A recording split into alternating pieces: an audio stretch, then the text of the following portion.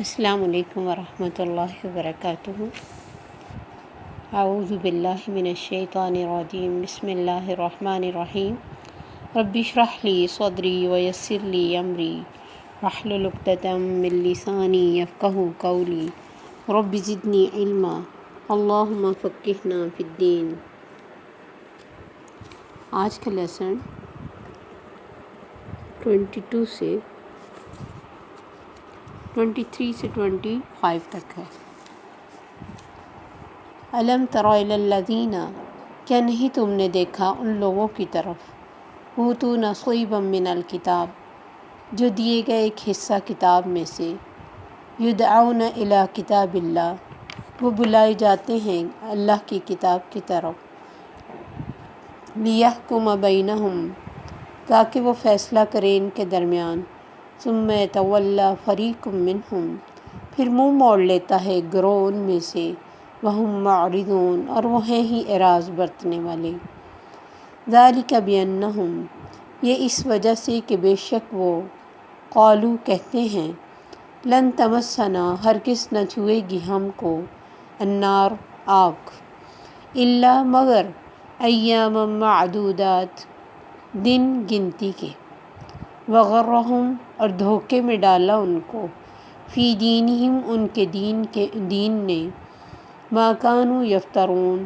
جو تھے وہ جھوٹ گھڑے ہوئے، فکیف، تو کیسے، اذا جمعناہم، جب جمع کریں گے ہم ان کو، لیوم، ایک دن، لا ریب فیہ، نہیں کوئی شک اس میں، ووفیت، اور پورا کر کے دیا جائے گا، کل نفس، ہر شخص کو، ما کسبت، جو اس نے کمائی کی، وہم لا یظلمون، اور وہ ظلم نہ کیے جائیں گے۔ ان آیات میں یہود کے علماء کی طرف اشارہ ہے، جو اپنی کتاب تورات کا علم رکھتے تھے لیکن عمل نہیں کرتے تھے اور اس کے مطابق فیصلے نہیں کرتے تھے۔ تو اللہ فرماتے، تم نے دیکھا میرے نبی، وہ جن کو ایک کتاب کا حصہ دیا گیا تھا، پھر اب وہ اللہ کی کتاب کی طرف بلائے گئے کہ وہ حصہ اپنے ٹائم پہ صحیح تھا، اب چونکہ آخری نبی اور آخری بک آ گئی تو اس کی طرف آ جاؤ، کیونکہ دونوں کا مین سبجیکٹ ایک ہی ہے، تمہارا اور ہمارا رب ایک ہی ہے، اور آخرت کے بارے میں بھی یقین ایک ہی ہے۔ تو اللہ فرماتے، جب انہیں بلایا گیا اللہ کی کتاب کی طرف تاکہ ان کے درمیان فیصلہ کرے، پھر ایک فریق نے منہ موڑ لیا۔ ان کے علماء جو تھے وہ اپنی مرضی کے اور لوگوں کی مرضی کے فتوے دیتے تھے۔ پہلے تو وہ ان چیزوں کو دیکھتے کہ امیر نے جرم کیا کہ غریب نے کیا، جب کوئی امیر جرم کرتا اس کو سزا نہ دیتے، کوئی نہ کوئی بہانہ تراش لیتے، اور جب کوئی غریب جرم کرتا تو اس کو پوری سزا دی جاتی۔ پھر آہستہ آہستہ انہوں نے سزاؤں میں تخفیف یعنی ایزی کر لیا ان کو اپنی مرضی کے مطابق۔ جیسے ہمارے بھی کچھ حکمران آتے تو وہ ان سزاؤں کو وحشیانہ سزائیں کہتے ہیں، حالانکہ جرم جتنا بڑا ہوتا ہے سزا اتنی ہی ہوتی ہے، اس سے بڑھ کر نہیں ہوتی۔ جو جرم کیا جاتا ہے اگر اس کی حقیقت کو دیکھا جائے، اس کی برائی کو دیکھا جائے تو کوئی بھی سزا اپنے جرم سے بڑی نہیں لگتی۔ تو اللہ فرماتے، پھر انہوں نے تحریف کی، انہوں نے یہ کیا کہ زانی مرد اور عورت اگر وہ شادی شدہ ہے تو ان کے کتاب میں واضح حکم تھا کہ ان کو رجم کر دیا جائے، انہوں نے اسے چینج کر کے یہ کر دیا کہ ان کا منہ کالا کرا کے گدھے پر پھرایا جائے، بس اتنا ہی کافی۔ نبی صلی اللہ علیہ وسلم کے زمانے میں بھی یہ جرم دو لوگوں نے کیا، آپ کے پاس یہ فیصلہ لے کے آئے۔ ان کا خیال تھا کہ قرآن میں کچھ ایزی حکم ہمیں مل جائے گا، کیونکہ یہ نبی صلی اللہ علیہ وسلم کے ساتھ ان کا ایگریمنٹ تھا مدینہ آنے کے بعد کہ اپنے فیصلوں کے لیے وہ نبی صلی اللہ علیہ وسلم سے رجوع کریں گے۔ جب آپ نے پوچھا کہ تمہاری کتاب میں اس جرم کی کیا سزا ہے، کہنے لگے ہمارے رجم تو نہیں ہے۔ آپ نے فرمایا ٹھیک ہے، اپنی تورات لے کے آؤ۔ جب وہ تورات لے کے آئے تو بچوں کی طرح اس حصے پر ہاتھ رکھ کے تو پڑھنا شروع ہوئے، حضرت عبداللہ بن سلام نے، جو ان کے یہودی عالم تھے اور اسلام قبول کر لیا تھا، کہا اللہ کے نبی یہ جھوٹ بولتے ہیں، ہماری کتاب میں یہی لکھا ہوا ہے جو قرآن کا حکم ہے، اور یہ حکم احادیث میں ہے، قرآن میں اس کی ڈیٹیل نہیں ہے۔ قرآن میں سمپل الزانی والزانیۃ فجلدوا کل واحد منہما، کنوارے یعنی شادی شدہ نہیں، کنوارے زانی کے لیے ہے 100 کوڑے مارنے، جبکہ حدیث میں ان کو رجم کرنے کا حکم ہے، اور نبی صلی اللہ علیہ وسلم کے زمانے میں کیا بھی گیا کئی لوگوں کو۔ تو اللہ فرماتے جب ان کے درمیان فیصلے کا ٹائم آیا تو انہوں نے اصل چیز کو چھپایا، اور پھر نبی صلی اللہ علیہ وسلم کے اس حکم پر عمل بھی نہیں کیا۔ ثم یتولی فریق منہم وہم معرضون، انہوں نے منہ موڑا اور وہ ہیں ہی منہ موڑنے والے۔ ان کی نیت ہی نہیں تھی کہ نبی صلی اللہ علیہ وسلم کی بات کو مانیں، ان کی نیت ہی نہیں تھی کہ اس برے جرم کی سزا بھی دیں۔ اس وجہ یہ تھی کہ ان کا آخرت کا عقیدہ بڑا کمزور تھا۔ جتنا آخرت کا عقیدہ کمزور ہوتا جاتا ہے، بالکل آپ ایسے ہی سمجھے جیسے دنیا میں سزا دینی کم ہو رہی ہے بہت، ہمارے ملک میں خاص طور پہ جرائم کے اوپر حد نہیں لگائی جاتی، چور کے ہاتھ نہیں کاٹے جاتے، ان لوگوں کو رجم نہیں یا پھر کوڑے نہیں لگائے جاتے، پھانسی نہیں دی جاتی، تو جرائم کتنے بڑھ گئے۔ بالکل اسی طرح اگر کسی کو یہ فکر نہ ہو کہ اللہ کے پاس جانا ہے اور اللہ نے ہمارا حساب لینا ہے اور اس سے ہمارا کچھ چھپ نہیں سکتا، جتنا وہ عقیدہ سزا کا کمزور ہوتا جائے گا، جرائم بڑھتے جائیں گے، حتیٰ کہ لوگ اپنی مرضی سے وہاں جزا اور سزا بھی طے کر لیں گے۔ ایسے ہی ان کا حال ہوا تھا۔ انہوں نے وہاں کے لیے فرمایا، انہوں نے وہاں کے لیے یہ افترا کیا، یعنی جھوٹ گڑا، کہنے لگے۔ اللہ فرماتے یہ اس وجہ سے کر رہے ہیں، منہ موڑنے کی وجہ یہ ہے، سزا پر عمل درآمد نہ کرانے کی وجہ یہ ہے کہ بے شک وہ کہتے ہیں لن تمسنا النار، ہرگز نہ چھوئے گی ہمیں آگ، الا ایام معدودات، ہاں گنتی کے چند دن ہیں۔ اور آپ یہ دیکھیں ایک نسل اگر گنتی کے چند دن مانتی ہے، دوسری اس کو بھی ختم کر دیتے۔ یہ کہتے تھے جتنے دن ہم نے بچھڑے کی پوجا کی ہے نا، اتنے دن ہم دوزخ میں رہیں گے۔ اور کبھی کہتے تھے کہ یہود کی اولاد کو اللہ سزا نہیں دے گا، جیسے ہم کہتے ہیں امت محمدیہ کو سزا نہیں مل سکتی۔ اور عیسائی کہتے تھے کہ ہمارے گناہوں کی عوض عیسیٰ علیہ السلام سولی پہ چڑھ گئے، اس وجہ سے اب ہمیں تو کوئی سزا نہیں ملی۔ اور یہ ان کا خیال تھا یہودیوں کا کہ یعقوب علیہ السلام کی اولاد سے وعدہ ہے اللہ کا جنت دینے کا، اور ایسا کچھ بھی قرآن میں نہ ذکر ہے نہ ہی اس کی کوئی حقیقت ہے، کیونکہ اللہ کے یہاں یہ اندھیر نگری ہے ہی نہیں کہ ہم جو خود ہی سوچ لیں وہی سچ ہو جائے، جرم جرم ہی رہے، مظلوم کی کوئی سنی نہ جائے، نہیں۔ انہوں نے کہا کوئی نہیں چھوئے گی ہمیں آگ، گنتی کے چند دن ہیں۔ اللہ فرمائے دھوکے میں ڈالا ان کو ان کے دین نے، اور دین بھی کون سا؟ جو انہوں نے جھوٹ گڑا ہوا تھا، خود سے خود سزائیں تجویز کر لی تھی، خود سے خود آخرت کے معاملے کو چھوٹا کر لیا تھا، ہلکا کر لیا تھا، بے فکر ہو گئے تھے، اس وجہ سے یہ بڑے بڑے جرائم کرتے تھے اور ڈرتے نہیں تھے۔ پھر کہتے کہ ہم تو نحن ابناء اللہ و احباؤہ، ہم اللہ کے بیٹے ہیں، اس کو محبوب ہیں، وہ ہمیں سزا نہیں دے گا، یہود جہنم میں نہیں جائیں گے۔ اللہ تعالیٰ یعقوب علیہ السلام سے وعدہ کر چکا ہے کہ ان کی اولاد کو سزا نہیں دے گا، مگر یوں ہی برائے نام قسم کی۔ اسی طرح نصارہ کیا کہتے تھے کہ مسیح کا مسئلہ یعنی ان کو ہمارے گناہوں کی پاداش میں وہ مصلوب ہو گئے، سولی دے دیے گئے، اب ہمیں کوئی گناہ ہی نہیں ہوتا۔ ہر ایک کے اپنے حساب، کچھ سید بن کے بیٹھ جاتے۔ 1400 سال کے بعد وہ اتنے اہم سید ہو گئے کہ ان کو کوئی پیچھا نہ کرے، ان کو کوئی گناہ ہی نہیں ہوتا، وہ بخشی ہوئی مخلوق بن گئے، جبکہ نبی صلی اللہ علیہ وسلم کے سامنے آپ کے پیارے چچا، جنہوں نے زندگی بھر آپ سے محبت کی اپنے بچوں سے بڑھ کر، اور آپ کی زندگی میں کوئی کافر آپ کو بڑی تکلیف نہیں دے سکا، جب بھی وہ آ کے آپ کے ساتھ کوئی ایگریمنٹ کرنا چاہتے، حضرت ابو طالب آپ کا ساتھ دیتے، اگر آپ اس بات کو نہیں، جیسے انہوں نے آ کے کہا تھا کہ کچھ ہم سے پیسے لے لیں، کوئی شادی کرا لیں، کوئی علاج کرا لیں، کوئی کچھ ٹائم ہماری بات مان لیں، کچھ اپنی منوا لیں، آپ نے فرمایا تھا میرے ایک ہاتھ پہ سورج ایک پہ چاند رکھ دیں، میں تب بھی ان کی کسی مطالبے کو نہیں مانوں گا۔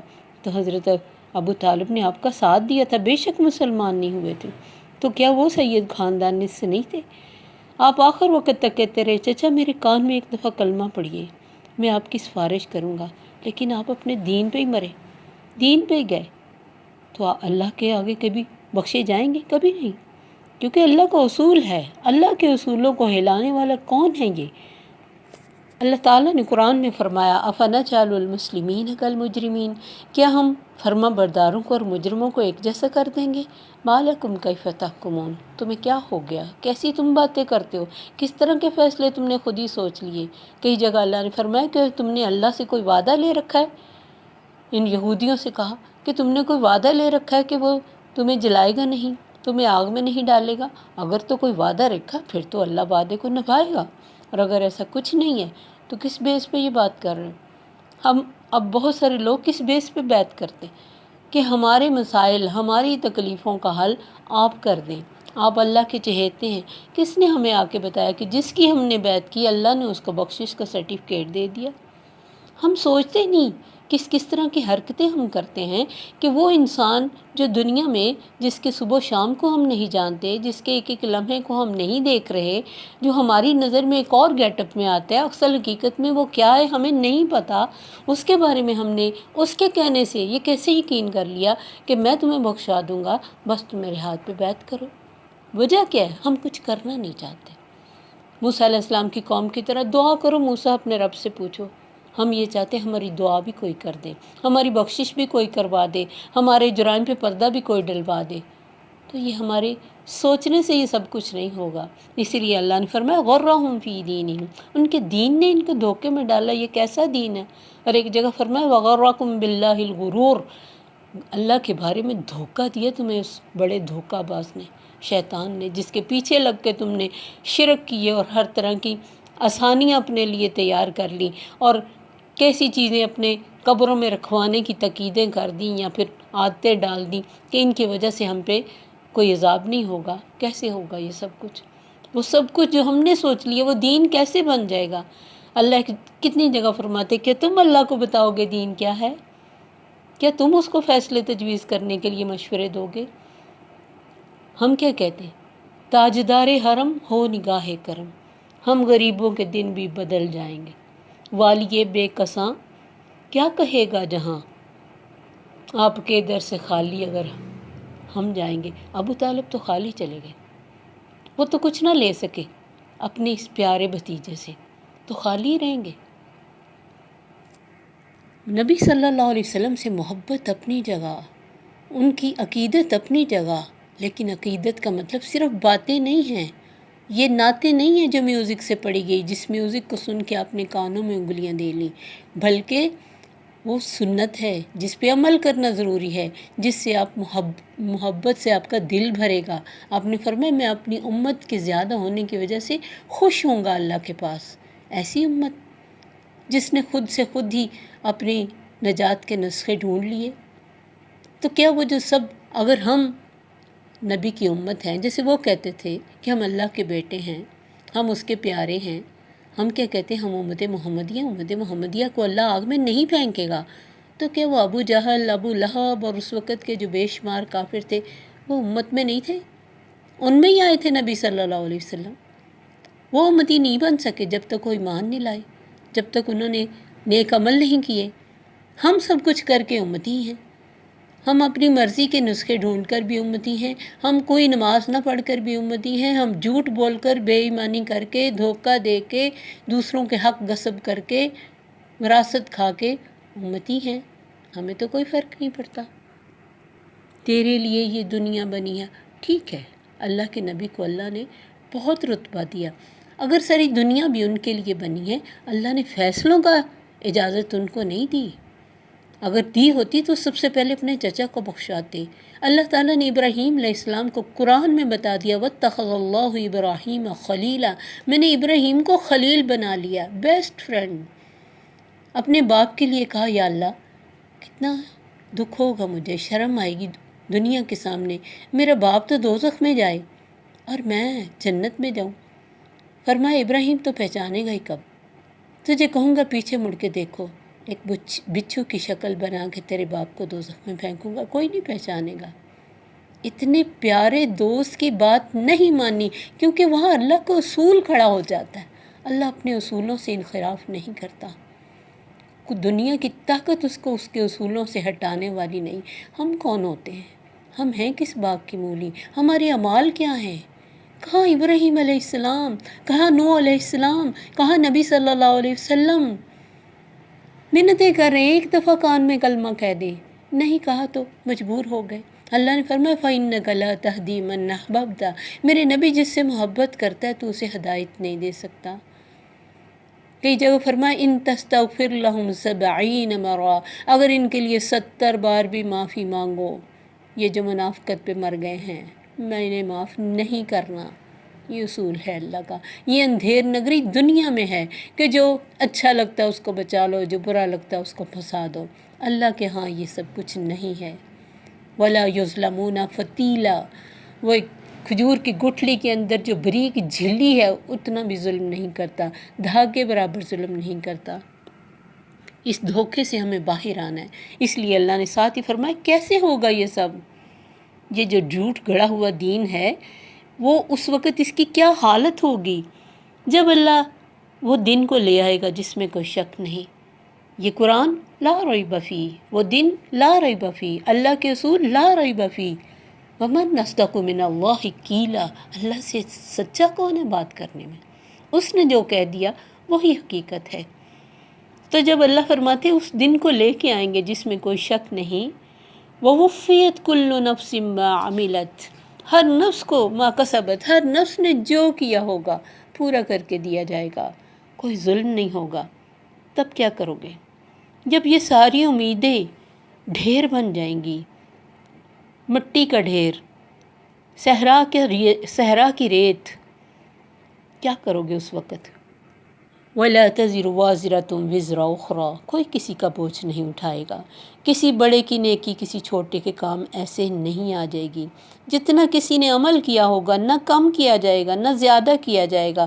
اللہ چاہے تو جتنا مرضی بڑھا دے، کوئی اپنے عمل کو یہ نہیں کہہ سکتا کہ یہ میں نے اتنا کیا اور اتنا اس نے کیا نہ ہو۔ بجائے اس کے کہ ہم ان جھوٹے مفروضوں پہ اپنی آخرت کو برباد کریں، اچھے کام کریں۔ آپ نے فرمایا جو نیکی کا ایسا کام کر جائے جو اس کی موت کے بعد بھی جاری رہے، لوگ اس پہ عمل کریں، اس کا ثواب اس کی موت کے بعد بھی اسے ملتا رہے گا۔ لیکن کسی نے برائی کا کام جاری کر دیا، کسی کی ایسی بات سن کے کوئی اور بھی سستی نجات کے زوم میں چلا گیا، تو یاد رکھیں جب تک وہ اسی زوم کے ساتھ زندگی گزارے گا اسے گناہ بھی ہوتا رہے گا، الا یہ کہ وہ خود توبہ کر کے سمجھ لے۔ یہ مسلم کی حدیث ہے۔ تو آخرت کا معاملہ کوئی چھوٹا معاملہ نہیں ہے۔ کیسے ان افتراء علی اللہ پر ہم کر کے اللہ پر جھوٹ گھڑ کے تو اپنے آپ کو بچا سکتے ہیں۔ اللہ سے دن رات فکر ہونی چاہیے، سب کچھ کرنے کے باوجود توحید اور نماز اور روزہ زکوٰۃ حج سب کچھ کر کے ربنا تقبل منا، اللہ تو قبول کر لے۔ ربنا اغفر لنا ذنوبنا، اللہ ہمارے گناہوں کو ڈھانپ دے۔ واسرافنا فی امرنا، ہمارے معاملات ہماری زیادتیوں کو معاف کر دے۔ کچھ نہ کر کے تو بڑے بڑے دعوے کریں، اس سے بڑی بد نصیبی کوئی نہیں۔ اللہ سے دعا ہے کہ اللہ ہمیں توبہ کی توفیق عطا فرمائے، اپنے آپ کو کریٹیکلی دیکھنے کی سمجھ اور توفیق عطا فرمائے، تاکہ ہم حق کو پا سکیں اور حق کو پانے کی یہ لگن ہمارے اندر آگ کی طرح لگا دے۔ اللہم ارنا الحق حقا وارزقنا اتباعہ وارنا الباطل باطلا وارزقنا اجتنابہ۔ السلام علیکم ورحمۃ اللہ وبرکاتہ۔ سبحانک اللہم وبحمدک اشہد ان لا الہ الا انت استغفرک واتوب الیک۔